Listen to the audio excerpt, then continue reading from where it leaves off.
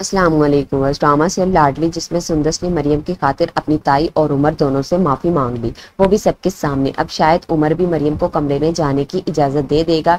सुंदस के माफी मांगने की वजह से शायद घर का माहौल फिर से ठीक हो जाएगा और नाजों से तो ये सब बर्दाश्त नहीं होगा। इसलिए वो बातों बातों में फिर से उमर को अरसल और सुंदस के खिलाफ करने की कोशिश करती है और यही कहती है कि जैसे आप मेरी बात सुनते हैं और मानते हैं, काश अरसल भाई भी मेरी कोई बात सुन लेते। वो तो मेरी कोई बात नहीं समझते और सुंदस आप भी इनको हम सबसे दूर करना चाहती हैं।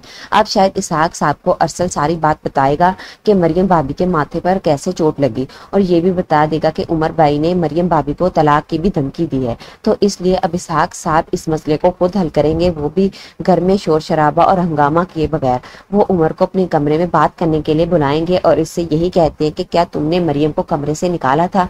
तो उमर इस बात पर खामोश रहेगा। तो इसहाक साहब को समझ आ जाएगी कि इसका मतलब है कि इसने ऐसा किया है, इसलिए वो उमर के मुंह पर जोर से थप्पड़ मारते हैं और उससे यही कहते हैं कि अगर आइंदा तुमने ऐसी नीच हरकत की या फिर मरियम को तलाक की धमकी दी तो मैं तुम्हें आग कर दूंगा, इस घर से निकाल दूंगा। ये सुनकर उमर तो हैरानी से अपने वालिद की तरफ देखता है, लेकिन उमर अभी भी बाज नहीं आएगा। वो कमरे में जाकर फिर से मरियम पर गुस्सा करता है और उसे यही कहता है कि आज तुम्हारी वजह से मेरे बाप ने मुझे थप्पड़ मारा और फिर से मरियम को तलाक की धमकी देगा।